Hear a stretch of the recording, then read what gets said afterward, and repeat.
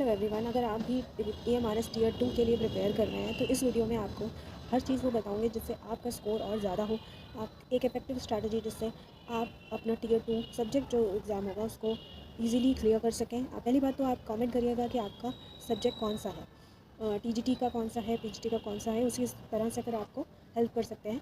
तो इस वीडियो में आपको ये सारी बातें मैं बताऊंगी जिससे आपका टीयर 2 ईजिली निकल पाए, क्योंकि कंपटीशन बहुत ज़्यादा है, आपको बहुत ज़्यादा प्रिपेयर करना होगा। तभी टीयर 2 का जो आपका एग्ज़ाम पैटर्न होगा पहले उसको समझ लेते हैं। यहाँ पर आप देख सकते हैं कि टीयर 2 में जो है आपके 40 क्वेश्चंस होंगे, 40 मार्क्स के, इस जो कि ऑब्जेक्टिव होंगे। इसके अलावा आपके जो डिस्क्रिप्टिव पेपर होगा वो पहली बार ऐसा हो रहा है कि किसी भी EMRS KVS या LT ग्रेड इन तीनों में जो है आपका सेक्शन 1 और सेक्शन 2 अलग अलग हो रहे हैं। पहले ये एक ही पेपर में होता था। तो किस तरीके के डिस्क्रिप्टिव क्वेश्चन आएंगे ये आपको अच्छे से प्रिपरेशन करनी पड़ेगी इसकी तीनों ही एग्ज़ाम्स के लिए, ताकि आपका सब्जेक्टिव अच्छा हो, क्योंकि ऑब्जेक्टिव तो आप पहले भी आता था। तो इसमें कैसे जो है सब्जेक्टिव प्रिपेयर करें। फिज़िक्स का अगर है आपका तो कौन से डेरिवेशन आ सकते हैं, ये सब आपको देखना पड़ेगा पहले से। अप्रॉक्स 3 घंटे का ये पेपर होगा जिसमें आपके 100 मार्क्स का होगा। टीयर 2 में ऑब्जेक्टिव प्लस सब्जेक्टिव दोनों होंगे, और आपकी जो टीयर 1 है वो सिर्फ क्वालिफाइंग इन नेचर है। तो आपके जो मेरिट लिस्ट बनेगी वो टीयर 2 के बेसिस पे बनेगी। तो आपके टीयर 2 में जो है ज़्यादा अच्छे नंबर होंगे तभी आपके मेरिट लिस्ट में नाम आएगा और तभी आप ये क्वालिफाई कर पाएंगे एग्ज़ाम।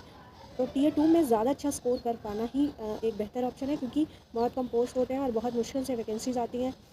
कब आएंगी नेक्स्ट ये कोई नहीं कह सकता। और आज के इस कंपटीशन के दौर में जितने जल्दी आप एग्ज़ाम क्लियर कर लें उतना अच्छा है। टीयर 2 के लिए आपके कैसी स्ट्रैटेजी होनी चाहिए, क्या करना चाहिए, तो उसके लिए आपको पहले जो है 5 पॉइंट्स पे ध्यान देना होगा। सबसे पहले आपको थॉरो विद योर सिलेबस, मतलब सिलेबस की एक एक लाइन, एक एक चीज़, एक एक पॉइंट आपको प्रिपेयर करके जाना है। जो बच्चे अभी DSSB का एग्ज़ाम देकर आए हैं उनको पहले से थोड़ी सी हेल्प होगी, क्योंकि उन्होंने ऑलमोस्ट सिमिलर जो है सिलेबस है सारी एग्ज़ाम्स के, तो उनका थोड़ा बहुत प्रिपरेशन पहले से होगी। तो आपको सबसे पहले तो सिलेबस थॉरो पता होना चाहिए। आपके सब्जेक्ट पेडागोजी के भी हो सकता है क्वेश्चन थोड़े बताए, ठीक है। और सेकंड पॉइंट है आपका बिल्ड योर क्लैरिटी। क्लैरिटी जो है आपकी होनी चाहिए। अगर आपका बेसिक अगर क्लियर नहीं है तो फिर मुश्किल हो। कॉन्सेप्ट बिल्डिंग आपकी होनी चाहिए, सारे आपके कॉन्सेप्ट क्लियर होने चाहिए। ये इसलिए भी ज़रूरी है क्योंकि पेपर सब्जेक्टिव है। अगर आपका ऑब्जेक्टिव पेपर होता है तो शायद उतनी मुश्किल नहीं होती है, लेकिन आपके जो कॉन्सेप्ट पूरे क्लियर होने चाहिए। और आपकी अगर आप मॉक लगा रहे हैं तो उसके जितने भी आपके रॉन्ग हुए उनको एनालाइज़ करिए, उनको जो है कैसे क्यों गलत हुए ये इस पर ज़्यादा फोकस करिए। थर्ड है प्रैक्टिस डिस्क्रिप्टिव राइटिंग, क्योंकि ये एग्ज़ाम पहली बार ऐसा है कि डिस्क्रिप्टिव हो रहे हैं। अभी LT ग्रेड भी डिस्क्रिप्टिव होगा, ठीक है, टीयर 2 होगा उसमें। ये हमारा जितना ज़्यादा आप प्रैक्टिस करेंगे कि कैसे आप लिखें डिस्क्रिप्टिव को, क्योंकि ये पहली बार हो रहा है। चाहे KVS हो, चाहे NVS हो या आपका LT ग्रेड हो, ये पहली बार हो रहा है कि डिस्क्रिप्टिव एग्ज़ाम भी होगा। तो आपको डिस्क्रिप्टिव में कैसे लिखना है, आपकी राइटिंग कैसी हो, ये हर चीज़ आपको प्रिपेयर करनी पड़ेगी, ठीक है। इसके अलावा जो आपकी चौथी चीज़ है वो टाइम मैनेजमेंट, क्योंकि डिस्क्रिप्टिव भी होगा ऑब्जेक्टिव भी होगा। तो आप कैसे टाइम मैनेज करेंगे, ठीक है। 3 घंटे में आप कैसे पेपर को लिखेंगे ताकि आपका पूरा कंप्लीट भी हो पाए, क्योंकि जो ऑब्जेक्टिव होगा हो सकता है उसमें नेगेटिव मार्किंग हो, लेकिन डिस्क्रिप्टिव में कोई नेगेटिव मार्किंग नहीं होगी। तो आपको वो पूरे 15 क्वेश्चन करने होंगे, तो उसको आप कैसे करेंगे, कैसे कंप्लीट करेंगे, राइटिंग कैसी हो, कैसे लिखना है, ये सारी आपको चीज़ें टाइम के अंदर ये ज़रूरी है, क्योंकि टाइम उतना ही है और सबके लिए उतना ही है। तो बाद में कुछ भी ऐसा ना रह जाए कि आपको लगे कि ये तो कम रह गया। तो टाइम मैनेजमेंट भी एक बहुत इंपॉर्टेंट चीज़ है। नेक्स्ट आपका 5वां पॉइंट है वो है आपका PYQ।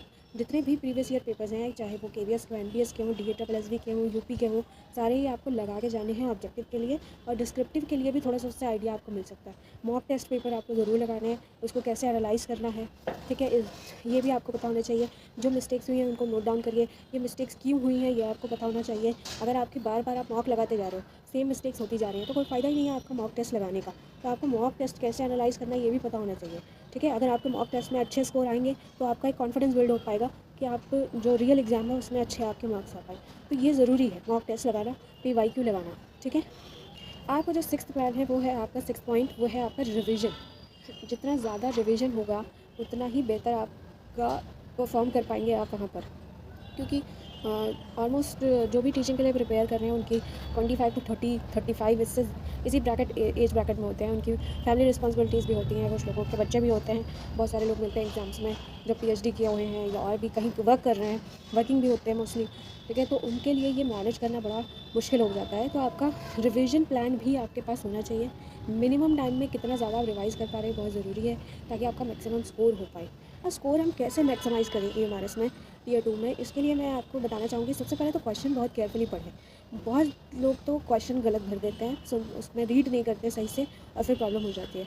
क्या आपसे पूछा गया है क्वेश्चन में, क्वेश्चन के रिक्वायरमेंट के हिसाब से ही उसको आंसर करना है, क्योंकि डिस्क्रिप्टिव भी होगा, ठीक है। उसमें ज़्यादा से ज़्यादा आपको मार्क्स मिल पाएँ। ओवर राइट ना करें, ठीक है। बीट अबाउट द बुश ना करें, पूछा कुछ गया है, लिखा आपने कुछ और है, तो कुछ नहीं हो पाएगा, ठीक है।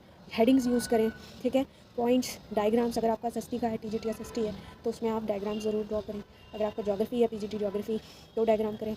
साइंस सब्जेक्ट है तो आपको डायग्राम ड्रॉ करना चाहिए। अगर आपका मैथ है तो उसमें ये नहीं है कि कहीं पर भी आप रफ़ कर रहे हैं, एक रफ़ कॉलम खींचें, उसमें रफ़ लिखें ऊपर और उसको फिर रफ़ करें उस कॉलम के अंदर, तो ये ज़रूरी है। नीट एंड क्लीन कॉपी होनी चाहिए, ठीक है।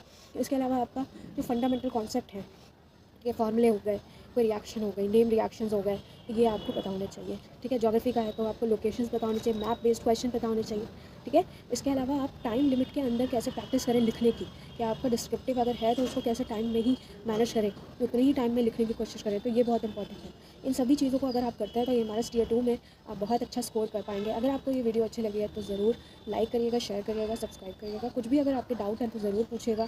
आपके कौन सा सब्जेक्ट है टियर 2 में, उसको ज़रूर कमेंट में लिखिएगा। आपको किस तरीके से हेल्प चाहिए बाकी सब्जेक्ट्स में, वो आप ज़रूर बताइएगा। Thanks for watching.